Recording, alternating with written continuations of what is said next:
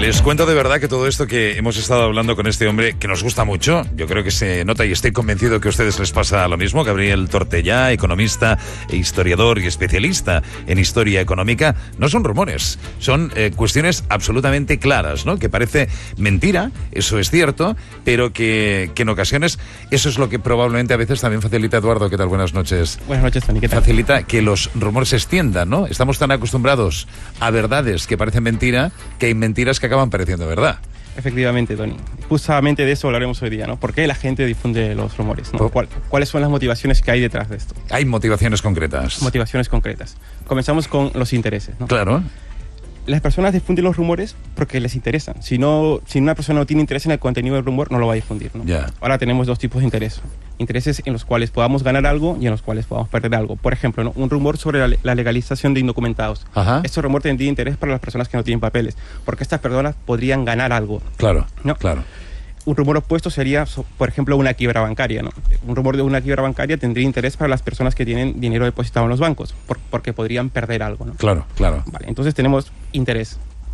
El segundo elemento es la credibilidad, ¿no? Como comentamos la semana pasada, las personas se valen de muchas estrategias para evaluar la credibilidad de un rumor. Ajá. Dependiendo de esta credibilidad, las personas pueden creer en un rumor, no creerlo o dudar, ¿no? Ya. En el caso de que las personas crean en un rumor, van a influir mucho en el receptor del rumor, ¿no? Dos ejemplos típicos de este tipo de influencia. A ver. Los jueces, por ejemplo, hacen más caso a los testigos que están más seguros de su testimonio. Bueno, ahora los jueces espero que hagan más caso a las pruebas, fundamentalmente, ¿no? Pero cuando no hay pruebas, no estamos en testigos. Los jueces se basan en testigos, ¿no? Y suelen hacerle más caso a las personas que están más seguras de lo que creen, ¿no? Ajá. Asimismo, los jueces también le hacen más caso a sus asesores que están más seguros de las conclusiones a las cuales han llegado. Vale.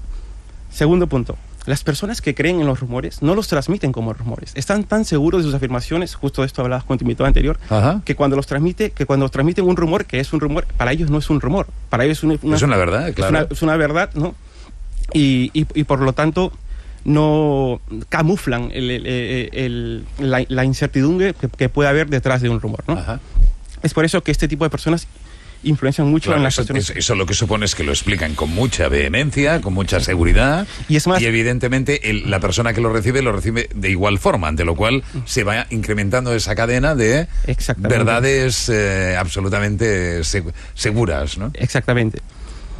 Entonces, cuando una persona, ahora vamos a hablar de motivaciones precisamente, ¿no? Cuando una persona cree en el rumor o no cree en el rumor, tiene las siguientes motivaciones. La primera motivación es el altruismo. Por ejemplo, a mí me cuentan un rumor de que hay playas que hay tiburones en la Barceloneta, ¿no? Yo me lo creo, ¿no? Lo evalúo bien, soy una persona que viene de Australia, estoy acostumbrado a los tiburones. Es un rumor interesado porque poner una toalla normalmente en la Barceloneta es absolutamente imposible. Sí, claro. Entonces, bueno, yo me creo el rumor, ¿no? Entonces yo lo transmito, porque como estoy seguro, para mí no es un rumor, es una verdad, lo transmito a mis amigos, ¿no? A mis familiares para que no vayan a la playa pues, y tengan mucho cuidado, ¿no? Esa es la primera motivación, el altruismo, ¿no? La segunda motivación es la automejora, es decir, difundo los rumores que no vayan en contra de mi persona, ¿no? Rumores que no me hagan daño. Si un rumor me hace daño, yo voy a difundir el contrarrumor. ¿Qué es el contrarrumor? Es sencillamente la inversa del rumor. ¿Podemos hacer un ejemplo de esto? Lo digo para que más allá de la teoría entrar en una cuestión práctica de rumor y contrarrumor. Eduardo. Déjame pensarlo Venga, y luego lo hacemos. No. Otro aspecto que da mucho prestigio, una motivación para difundir rumor, es que los rumores, como hemos comentado la semana pasada, seducen, ¿no? Los rumores seducen. Los rumores son informaciones novedosas, ¿no? Ajá. Entonces, y la gente los suele transmitir por ello, ¿no? La tercera motivación es la creación de relaciones. Es decir, difundimos rumores que no dañen al grupo, ¿no? Un ejemplo típico de esto me parece que lo comentó Mark cuando estuvo por aquí, es sobre el caso de los rumores sobre los judíos en las Torres Gemelas. ¿No? Sí, que se tuvo que hacer un listado luego de las personas que habían muerto, personas judías, porque inicialmente se decía que Israel había tenido mucha información, que sabía efectivamente que se iban a producir los atentados y que por eso no habían habido judíos entre las víctimas mortales, cosa que luego se demostró claramente que era una mentira, ¿no? Claro. Pero sobre este rumor, evidentemente, este rumor no circuló sobre la comunidad judía, ¿no?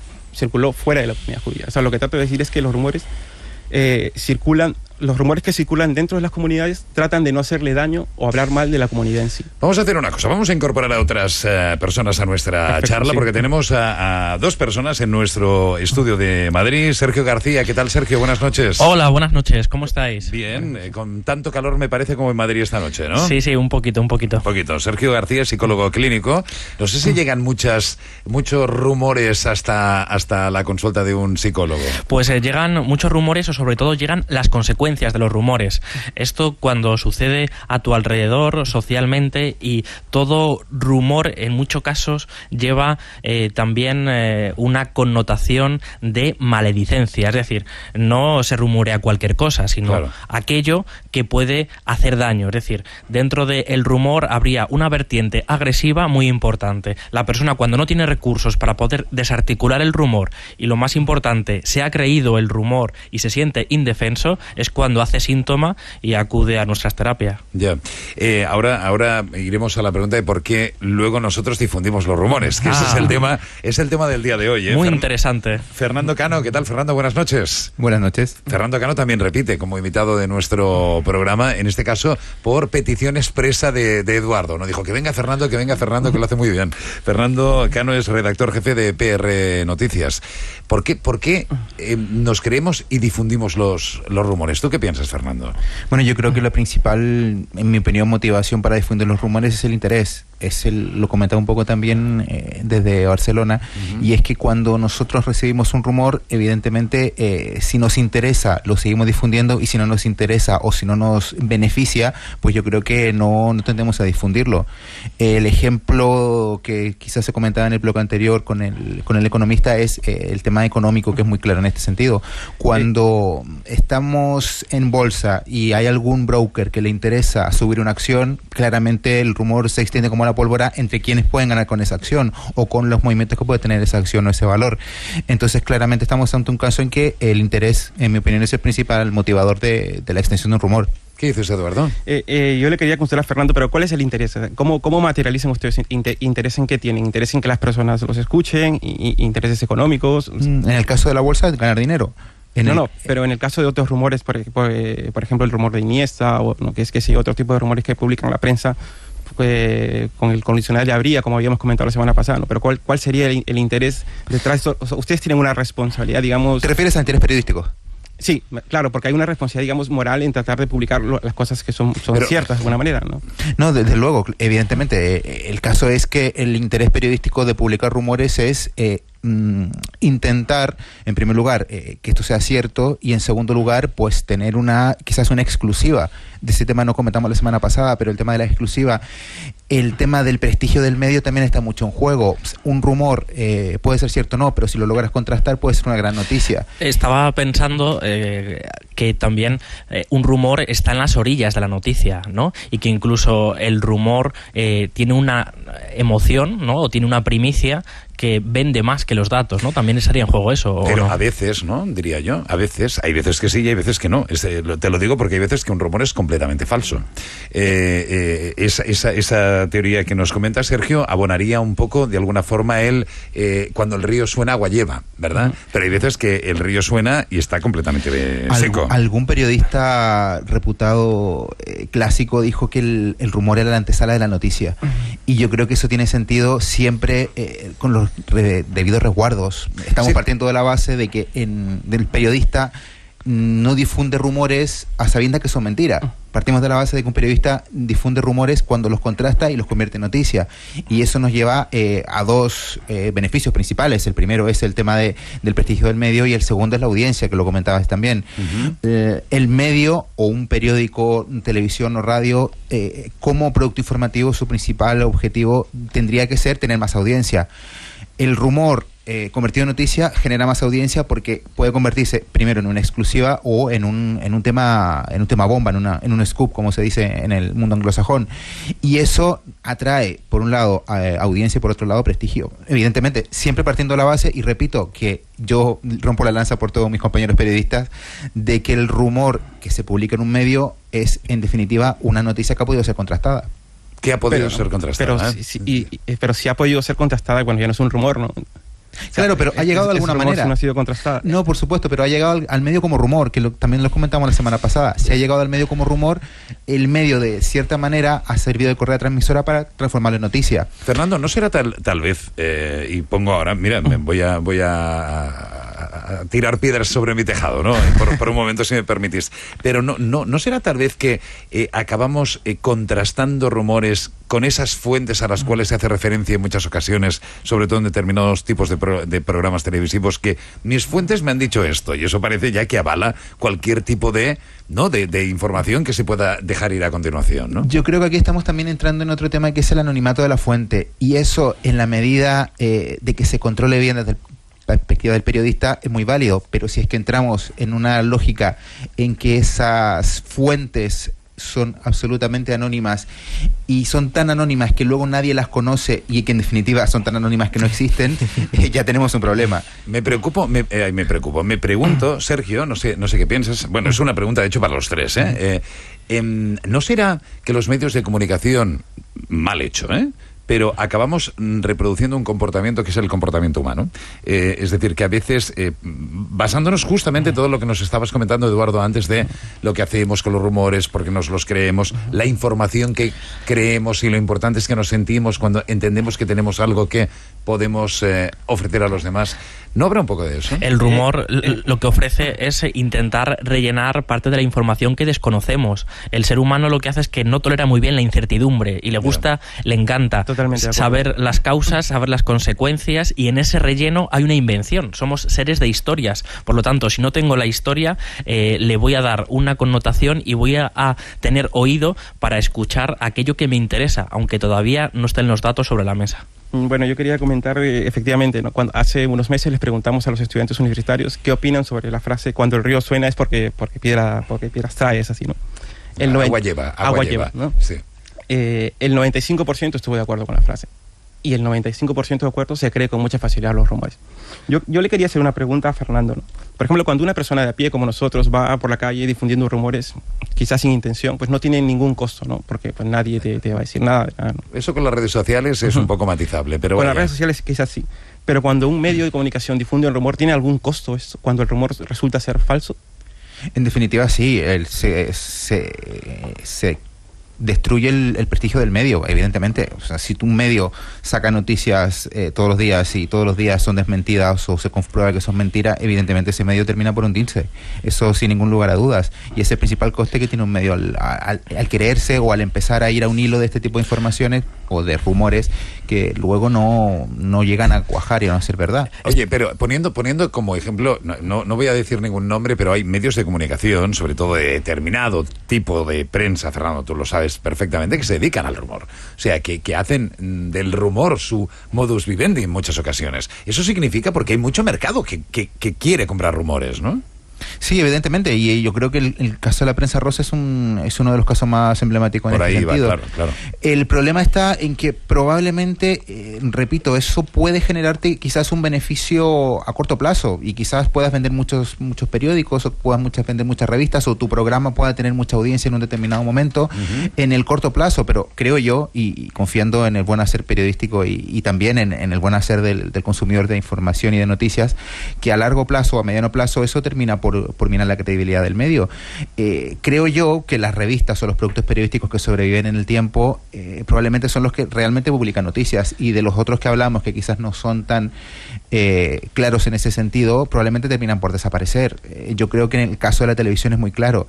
En la televisión han existido muchos programas de cotilleo toda la vida, se han reinventado y creo que no tienen una larga vida. Probablemente no. Yo llevo viviendo en España 10 años y en estos 10 años he visto programas del mismo estilo, pero que luego van terminándose. Yo creo que tienen una vida de 2 o 3 años, que luego se reinventan, sacan el mismo presentador, vuelven los mismos tertulianos, pero en definitiva es como una reinvención porque se agota el formato. Yo creo que el formato de difundir rumores que finalmente son mentiras no es sostenible en el tiempo, en el caso de los medios de comunicación. ¿Eso pasaría en un patio de vecinos, Sergio? Es decir, la persona que siempre se ha dedicado a difundir rumores, con el paso del tiempo pierde credibilidad, ¿o no?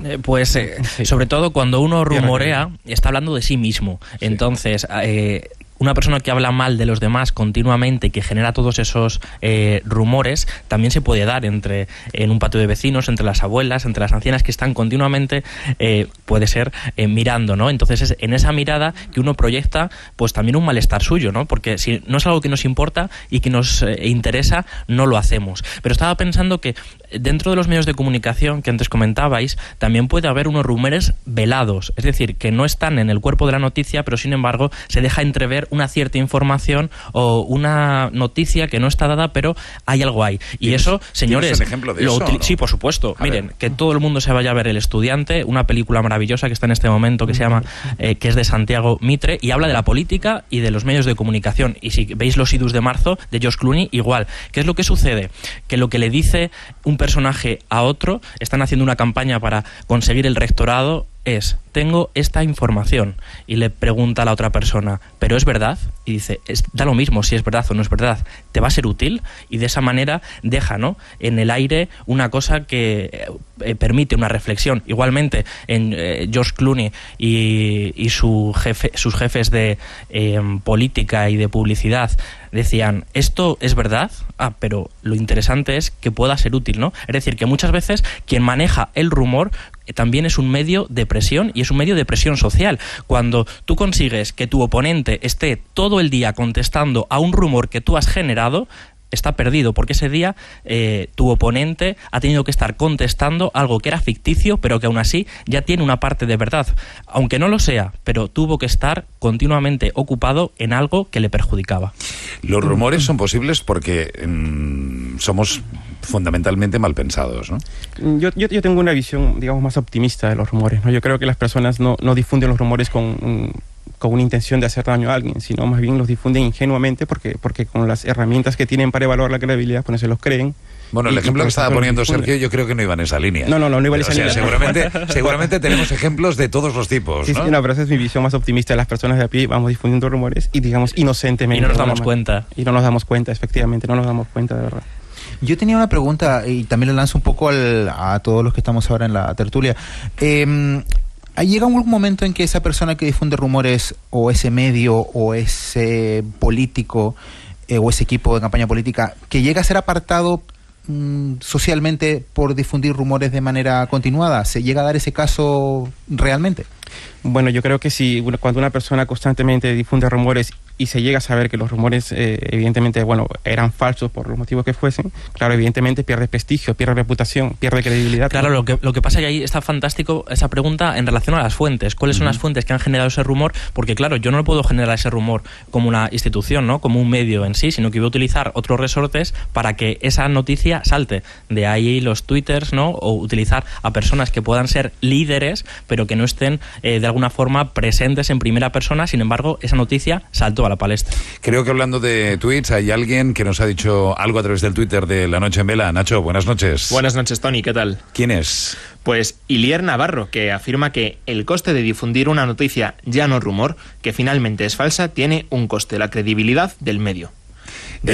Bueno, Fernando ha estado defendiendo eso desde el primer momento, ¿no? ¿Fernando? Yo definitivamente, y no por ser periodista, siempre tengo el buen hacer por delante, y no solo por mí, sino por mis compañeros y de todos los medios de comunicación. Yo sinceramente soy un firme convencido de que el periodismo, los periodistas, y yo creo que aquí también pongo el punto en relación también a estos medios que hablábamos antes de la prensa rosa o quizás de algunos programas del corazón, que yo creo que no hay un trabajo periodístico detrás. Evidentemente, quizás se apuesta mucho por la espectacularidad, por la declaración del famoso, o por hacer un poco de polémica, pero que no hay un buen hacer periodístico detrás, precisamente porque quizás no haya periodistas o gente haciendo un trabajo periodístico en el fondo. Yo haría esa diferencia en primer lugar, y también que explicaría por qué estos rumores o estos rumores / mentira tienen más cabida en algunos sitios que en otros. Ya.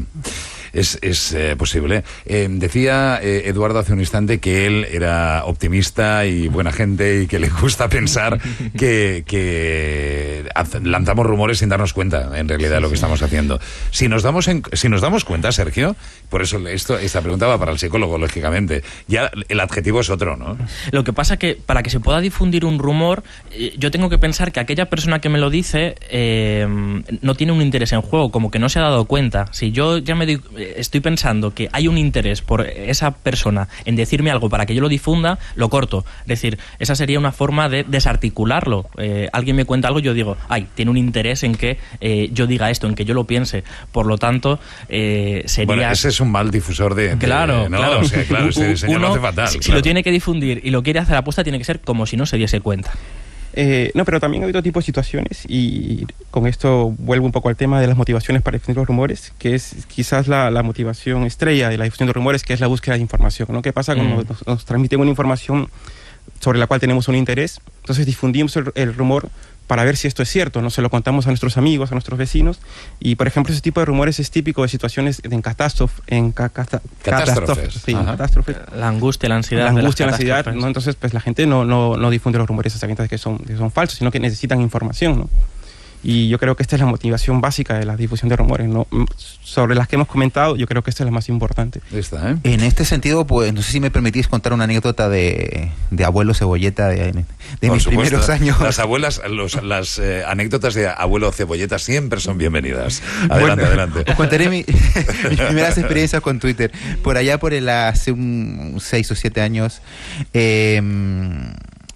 yo soy chileno y la forma quizás de enterarme de alguna catástrofe en Chile fue precisamente por conocer Twitter. Yo he hablado con un amigo y le dije, oye, ¿cómo podemos enterarnos de las informaciones que están pasando en esta catástrofe? Que no, porque estamos en España, la verdad es que Chile no es un país de referencia, con lo cual informativamente para los medios españoles no es muy interesante. Entonces me dice, mira, hay una cosa que se llama Twitter, con la cual tú puedes entrar y enterarte un poco de lo que puede pasar. Y efectivamente ahí descubrí los hashtags, descubrí todo tipo de cosas, y efectivamente me enteraba de cosas y probablemente era un poco una locura al principio, porque recibía rumores, luego los rumores se contrastaban, luego los rumores se desmentían y era un poco caótico. Pero sí que es cierto, y un poco apoyando lo que decíais desde allá, que efectivamente la principal motivación en mi caso era conocer información que no podía conocer de ninguna otra manera.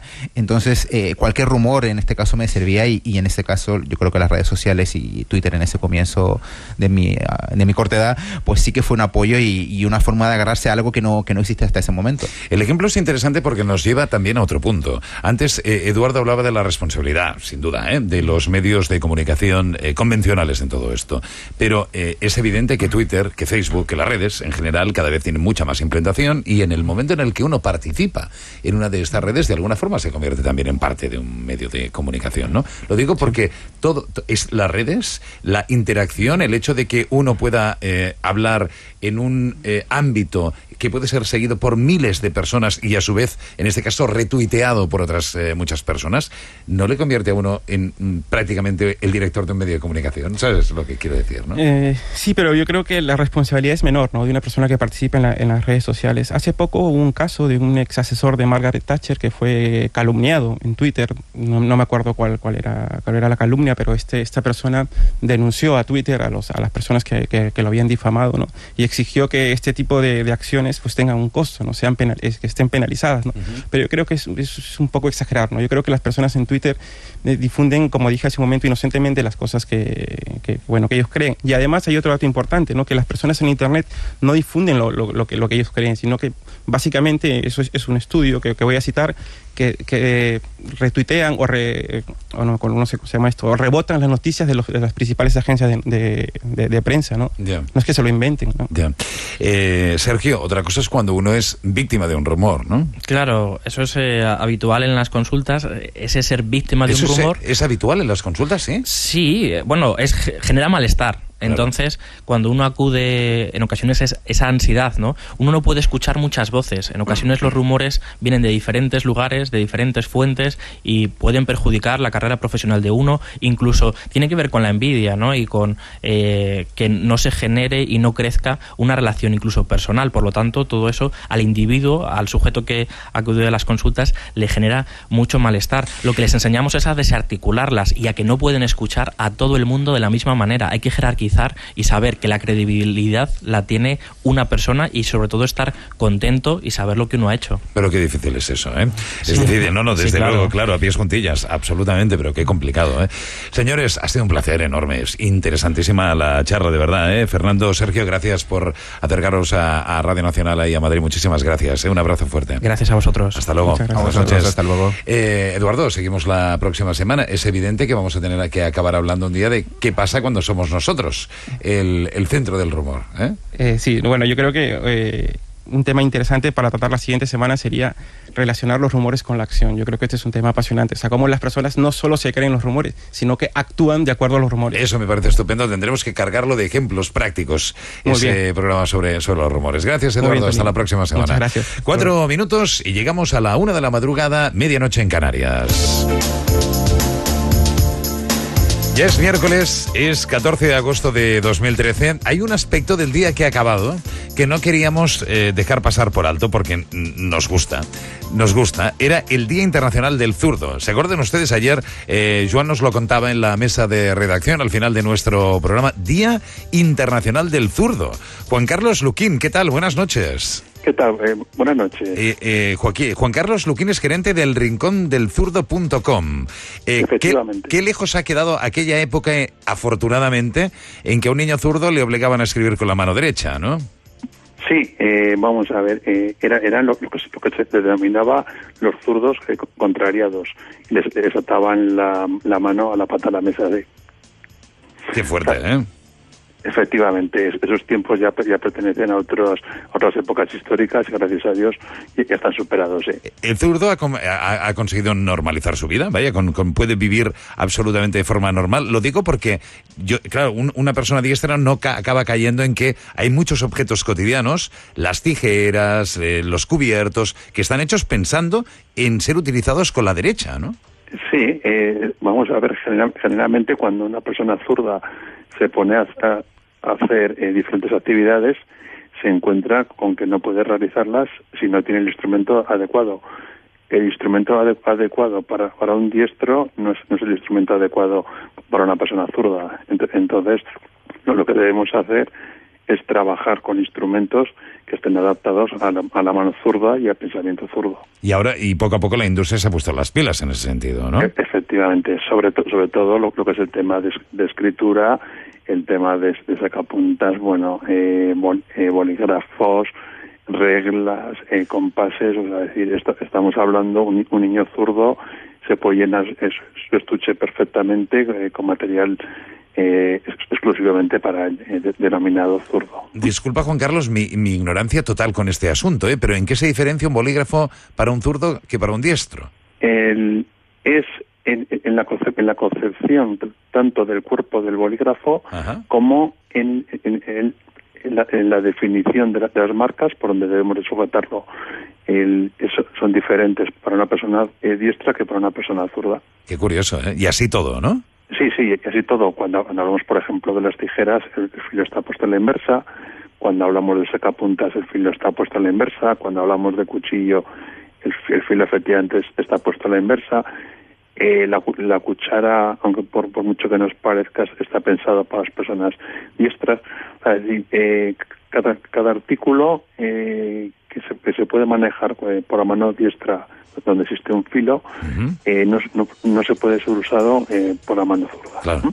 Curioso, ¿eh? Solo una curiosidad, que digo yo, sí, que seguramente que no es necesaria. ¿Usted es zurdo? Yo soy zurdo, efectivamente, yo soy zurdo y efectivamente un día viendo una revista vi artículos para zurdos. Ajá. Y dije... Esta es la mía. Dije, qué cosa tan curiosa. Claro. Y dije, bueno, el año 98, dije... Vamos a ello. Vamos a crear un pequeño rincón en nuestra tienda y luego a partir de ahí surge la página web. Muy bien. Juan Carlos Luquín, estamos llegando a las noticias, no tenemos más tiempo, pero ha sido un placer tenerle con nosotros. Muchísimas gracias. Perfecto, pues muchas gracias y buenas noches. Feliz madrugada, buenas noches. Llegamos a la 1, a las 12 en Canarias. Enseguida, hablamos de mafias aquí en La Noche en Vela. No se lo pierdan, una entrevista realmente interesante. Ahora volvemos.